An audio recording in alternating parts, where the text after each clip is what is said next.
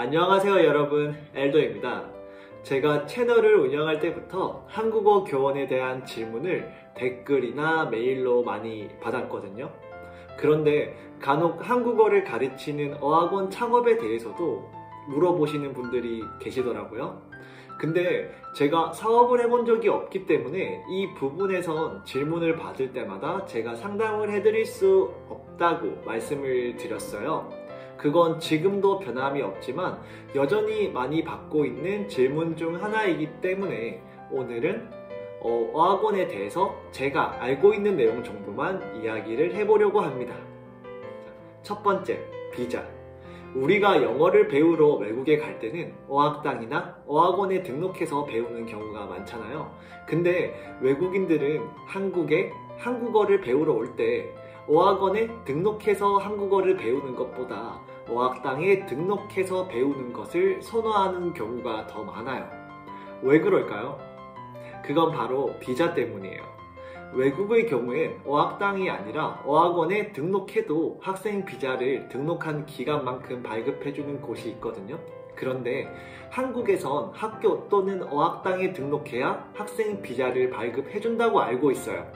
그러다 보니까 장기로 한국에서 공부하려고 하는 외국인들은 비자를 해결하기 위해서라도 어학당에 입학해서 공부하는 경우가 많다고 알고 있습니다. 그래서 학원 쪽에서는 우리도 학생 비자를 발급해줄 수 있게 해달라고 요청하는 것으로 알고 있지만 아직까진 승인이 안 되는 것으로 알고 있어요. 승인이 안 되는 데는 여러 가지 이유가 있겠지만 제가 알고 있는 이유 중 하나는 불법 외국인 노동자가 많이 생길까봐 염려하는 부분이 있다고 합니다. 왜냐하면 어학당에 입학하는 조건으로 학생 비자를 받아 입국한 후에 학업 도중에 또는 비자가 만료될 즈음에 호련이 사라져서 불법 체류자가 되는 경우가 은근히 많거든요. 실제로 여러분들이 구글에 어학당 불법 체류자라고 검색하시면 이와 관련된 기사를 많이 보실 수 있을 거예요. 여튼 비자를 발급 못해주는 어학원이기 때문에 어학당과 비교했을 때 상대적으로 관광비자로 입국한 사람들을 위한 1주, 2주, 3주, 4주와 같은 단기적인 한국어 수업 코스가 개설된 곳이 많다고 합니다. 두 번째, 유학원. 어학원을 등록할 때 학생이 직접 알아보고 등록하는 경우보다 유학원의 추천을 받아서 오는 경우가 더 많아요. 직접 알아보는 것보다 훨씬 편하고 왠지 누군가에게 추천을 받는 곳에 가면 좀 더 안전하다는 그런 느낌을 받아서 그런 것 같기도 한데 여튼 유학원을 통해서 오는 학생들이 많은 만큼 한국어 어학원을 운영하고자 한다면 여러 나라에 있는 유학원과의 관계에 좀 신경을 많이 쓸 수 있는 분이셔야 될 것 같아요. 또한 학생들이 이제 한국에 한국어를 배우러 올 때 숙박을 할 수 있는 공간을 중개해 줄 수도 있어야 하고 외국인들을 관리해야 하는 업무도 해야 하기 때문에 유학원의 업무를 어느 정도 담당하실 수 있어야 어학원을 운영할 때 더 좋지 않을까 합니다. 세 번째, 한국어를 배우려는 이유.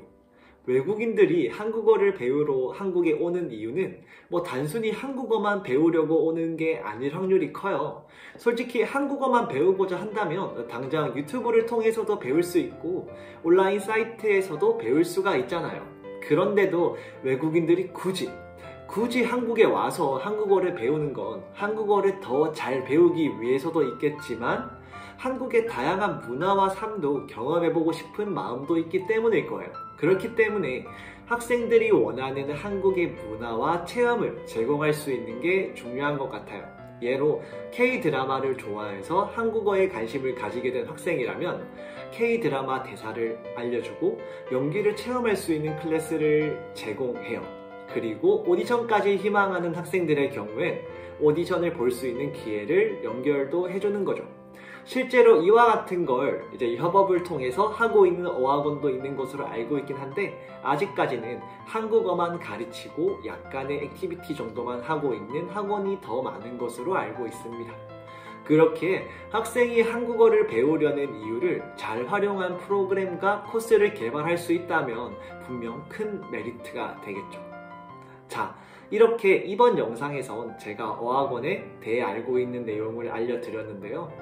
끝으로 이미 한국엔 한국어를 오랫동안 가르쳐온 어학원도 많고 홍보도 워낙 잘 된 곳들도 정말 많기 때문에 만약 국내에서 한국어를 가르치는 어학원을 창업하고자 하신다면 오늘 제가 이야기한 것 외에도 교재 개발, 기업 출강 등 신경 써야 할 부분이 더 많을 거니까 정말 많은 고민을 하시고 준비를 최대한 많이 하시는 것을 추천드리고 싶습니다.